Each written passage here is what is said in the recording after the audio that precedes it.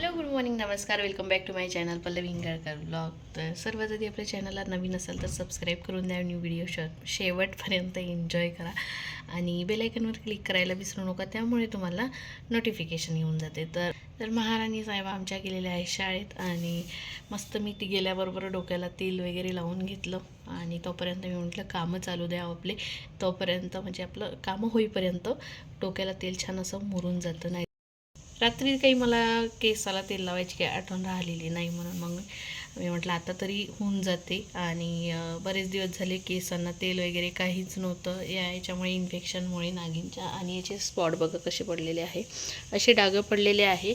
आणि अजूनही याच्या इथून अशा नसा ज्या आहे ना थोड्याशा दुखते, म्हणजे असं अंदरून अशी अकडं नसल्यासारखी कधी कधी असं जाणवते.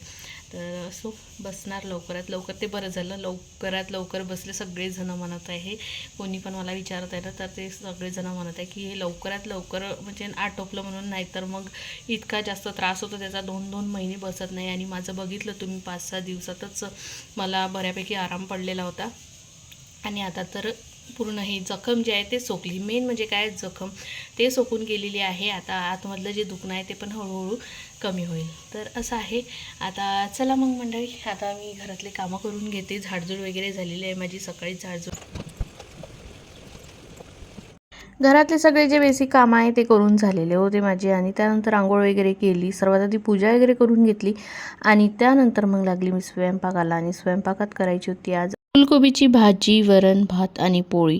आजकाल ना या कुकरचा काय एक वांदा होत आहे तर माहिती नाही. सगळा जो भात असतो तो पूर्ण कुकरमध्ये खाली सांडून असतो आणि तो थोडाफार सांडला तर काही नाही वाटत. आज तर इतका जास्त सांडला खाली भात. हे बघू शकता तुम्ही किती सांडलेला आहे भात. आता एवढ्या मोठ्या भाताचं खरंच फेकूशा वाटते का, म्हणून तो भात चाळणीमध्ये काढून ठेवला, जेणेकरून त्याच्यातलं जेवढं काही पाणी आहे तेवढं पाणी खाली निघून जाईल आणि मग भात जो आहे तो व्यवस्थित आपल्याला तडका देऊन वगैरे खाता येईल. तर याची खीर वगैरे छान लागू शकते. पण गोष्ट अशी की आमच्याकडे असे एरव्या दिवशी खीर करत नाहीत तांदळाची स्पेशली. बाकी सगळे खीर चालतात, पण तांदळाची खीर जी आहे ते फक्त खज्जीला वगैरे केली जाते. म्हणून मी काय केलं, भाताला न तडका देऊन दिला जिऱ्याचा आणि थोडं मीठ टाकलं, कारण की पाण्यामध्ये जातो तो भात, त्याच्यामुळे कुकरमध्ये भात थोडंसं सांडलेला मीठ जे होता आहे ते त्याला तो कमी असं लागतं. काहीतरी केलेलं आहे, पण हे झालेलं आहे आसट याची खीर झाली असती. पण आमच्याकडे खीर काही करत नाही अशी तांदळाची, फक्त अक्षय तृतीयेला केल्या जाते. तर आणि अकरपकाला तांदळाची खीर अशी काही करत नाही एरव्या दिवशी. तर असं केलेलं आहे. आता बघू धकते की नाही धकत, कारण याची चव पण नाही का वेगळीच लागते. भात घेतला बा आता जेवणामध्ये, तर बघते खाऊन कसं लागते. तर एक तर पहिलेच मला आसट भात आवडत नाही. तेल वगैरे जिरं वगैरे टाकलेलं आहे, मीठ टाकलं माहीत पडतं.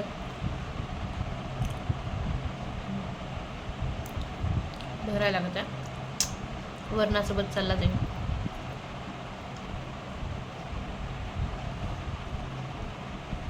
जेवण करून वगैरे झालं आणि आज आम्ही दोघीच जणी होतो जेवण करायसाठी. दोघींनी मायलिकेंनी मिळून जेवण केलं. आणि जे काही आपण जेवणाचे भांडी नेतो तर ते आजकाल मी शानूला आणायला लावत असते आणि मी इकडलं ओट्याकडलं आवरून घेत असते. तोवर अन्न काळकूळ करून ठेवून दिलं आणि त्यानंतर मग भांडी घासून घेतले. आणि आजकाल माझ्या मोबाईलचा काय प्रॉब्लेम होत आहे तर माहिती नाही, इतका जास्त प्रॉब्लेम येत आहे. हे बघा असं होते, लाईटचा थोडासा इफेक्ट होतोच, पण थोडासा कॅमेरा पण व्यवस्थित येत नाही आहे. तर थोडा असा विचार होत आहे की दुसरा मोबाईल घ्यावं म्हणून, तर चांगल्यापैकी, जेणेकरून आपल्याला समोर व्हिडिओ करायला वगैरे बरं पडेल. आता झाले माझे सगळे कामं आणि आता एक व्हिडिओ मला एडिट करायचा आहे, तो एडिट करते आणि 5 वाजेपर्यंत ते अपलोड करून देते. चला मग आता एक ब्लॉग एडिट करून घेते आणि हिला झोपवून देते मेन म्हणजे पहिले, कारण की सकाळपासून जागे असते. सगळ्या मुलांना सुट्ट्या लागलेल्या आहे, तर मस्त रात्रीची खेळतात बराच वेळपर्यंत आणि लवकर झोपत नाही. मग त्यामुळे सकाळी उठायला कंटाळा करते आणि तिच्या डोळ्यांनासुद्धा त्रास होतो. म्हणून मग आता तिला थोडा वेळ जरी संध्याकाळचं म्हणजे दुपारचं झोपून दिलं तर थोडंसं तिला पण फ्रेश वाटते. चला भेटते तुम्हाला थोड्या वेळानंतर. तर काही व्हिडिओ वगैरे एडिट करणं नाही झाला, कारण अक्षुनिकू आला तर माझ्या काकाची मुलं आले होते, मग त्यांच्यासोबत गप्पा गोष्टी करत बसली. आणि थोड्याच वेळात आता करणसुद्धा आलेला आहे गावावरून आणि येता येता नेहमी तो एक गोष्ट करतो, ती म्हणजे डांगर घेऊन येतो. तर 3 डांगर आणलेले आहे. आता शानू चालली आहे ट्युशनला, त्याआधी तिला मी एक कट करून देते. आणि मागच्या वेळेस मी काय केलं होतं, हे जे खरबुजाचं बी असते ना अंदर, तर ते पूर्ण जो बल्ब निघते ना त्याचं मी ज्यूस केलं होतं. तर खूप छान झालं होतं, टेस्टी झालं होतं. तर आतासुद्धा करून बघते. आणि करणची इच्छा आहे की आपण खरबूजचं आईस्क्रीम करायचं म्हणून. तर जर केलं मी तर नक्कीच तुमच्यासोबत शेअर करणार. तर चला, आता तर सर्वात आधी मी शानूला खरबूज कट करून देते, जेणेकरून ती थोडंसं खाऊन जाईल. आता रोज कसं होतं, तिला झोपून वगैरे दिलं की ती झोपूनच राहते आणि मग ट्युशनच्या वेळेपर्यंत उठत नाही आणि मग तशीच उपाशा पोटी तिला ट्युशनला जावं लागते. आणि माझंसुद्धा खूप आवडीचं आहे खरबूज. मला पहिल्यापासून लहानपणीपासून आवडते खरबूज. यावर्षी तर माहिती नाही, खरबूज स्वस्त पण आहे आणि खूप ठिकाणी खरबूज दिसत आहे विकायला.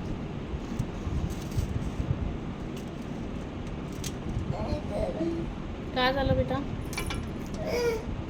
प्लेट आण शानू, प्लेट आण प्लेट. काय झालं? डोळे डोळे खाजू नाही, खाजू नाही. मी काय म्हणतो, हे आण प्लेट, आण प्लेट. एक पाणी पिऊन घेशील तिकडूनच शानू, एक ग्लास पाणी पिऊन येशील.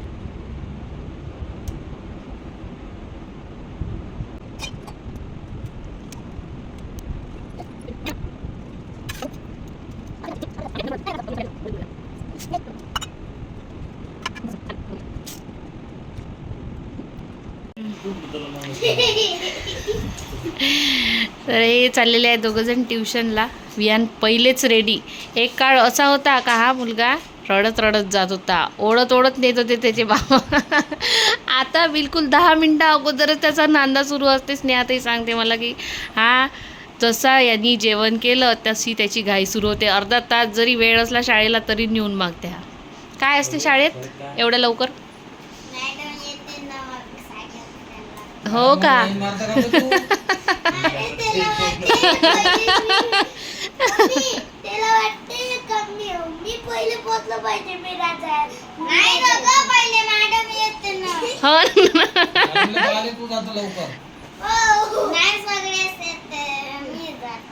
ते तुझ्या आईचा फोन येत आहे मला. काय सांगू? वियाना आला का म्हणून हरपला म्हणतो. हा काय? आमच्याच घरी असं सांगायचं का? ते बघ बोलू. तर मग अशी जी आपण खरबूज खाल्लं त्यातला हा बल्ब काढून ठेवलेला होता आणि यामध्ये बियासुद्धा आहेत. तर प्रोटीन सोर्स तर असणारच. याचा जो फायदा आहे हा भरपूर प्रमाणात फायदा आहे, प्रोटीन वगैरे. आणि कोणी कोणी चेहऱ्याला सुद्धा याची पावडर बनवून सुद्धा लावतात. आता सध्या तर मी लावलेलं चेहऱ्याला छान ॲलोवेरा आणि हळद, कारण चेहरा छोटा ॲलोवेरा लावलेला आहे. चला तोपर्यंत आपण ज्यूस वगैरे पिऊन घेऊया. तर हा जो खरबुजाचा बल्ब आहे तो घेतलेला आहे. त्यानंतर यामध्ये चवीनुसार साखर, मीठ वगैरे घालून मिक्सरमधून बारीक काढून घेतलेला आहे. आणि आता याला छान चाळणीनं चाळून घेणार. तर यामध्ये तुम्हाला जेवढं पाणी असं वाटते की पाणी यामध्ये समाजू शकते तेवढं पाणी टाकून घ्यायचं. एकदम जास्तही नाही टाकायचं, जेणेकरून हा जो ज्यूस आहे पानसट लागणार. तर याची चव एक आपली राहिली पाहिजे अशी. तर अशा त्याप्रमाणे पाणी टाकून घ्यायचं आणि असं गाळून घेतल्यानंतर यामध्ये टाकायचं छान मस्त काळं मीठ आणि छान चाट मसाला. याने आणखी चांगलं असं लागते, चटपटा लागते. जसं आधी खरबुजाची गोळी मिळत होती तशासारखं लागते. तर झालेला आहे ज्यूस तयार. हे छानशा अशा काचेच्या ग्लासात ओतून घ्यायचं आणि छान त्याआधी फोटोज वगैरे काढून घ्यायचे आणि त्यानंतर मग याला प्यायचं.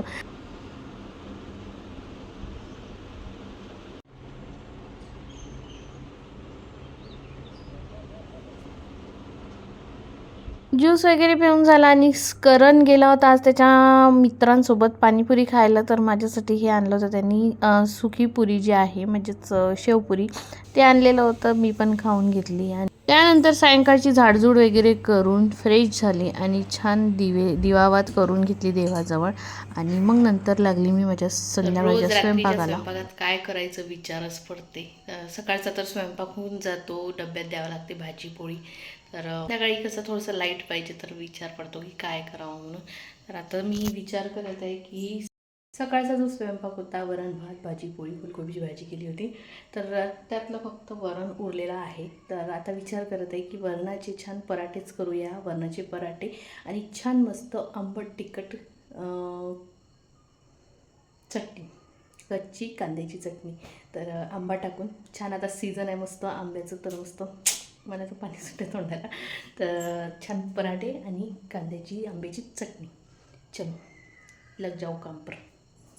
वरणाचे पराठे करायसाठी मी घेतलेलं आहे गव्हाचं पीठ, तीळ, ओवा, जिरं हे सगळं टाकून दिलं. त्यानंतर कस्तुरी मेथी, लसण, अद्रक आणि हवा असेल तर कांदा. आमच्या इथे 2 कॅन्डिडेट अशी आहे की त्यांना कांदा बिलकुल आवडत नाही, त्यामुळे मी टाकलेला नाही आहे. तुम्ही हवं तर टाकू शकता. कांदा टाकला की छान टेस्ट लागते. त्याच्यानंतर इथे तिखट, मीठ, हळद आणि हे चवीनुसार तुम्हाला जेवढं पाहिजे असेल तेवढं, आणि बाकी काहीच मसाले नाही टाकायचे बस. आणि कढीपत्ता वगैरे टाकलेला आहे.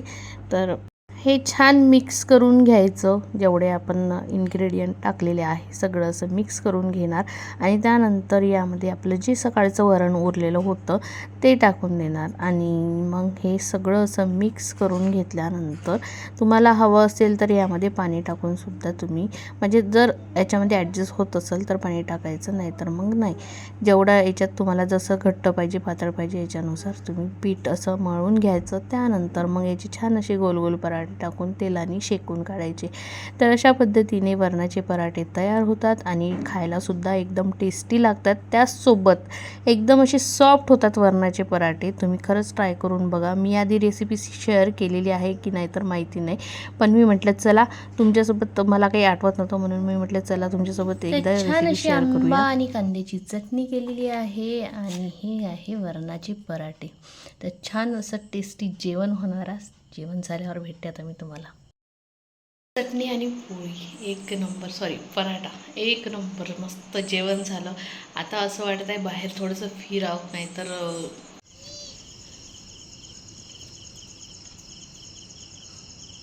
सानू आता सायकल चालवत आहे आणि मेन म्हणजे हात सोडून. कशी हात सोडते तू? आडवी तिवडी पडशील. अरे अरे अरे अरे अरे अरे अरे शानू, हात सोडून सायकल चालवत होती करण ते आता. हा मी तेच म्हटलं बाई तसं नको करू, विनाकारण पडशील, तोंडाला वगैरे लागलं तर. हे मी तिनं बाबा पडली ना, ते पडली ते पण खूप कमी पडली. अरे तशी तर पहिले तर चालवलीच तिनं सायकल, पडली गेली नाही जास्त. ते लवकर शिकली पण शानू सायकल वगैरे. उंच आहे ना ते.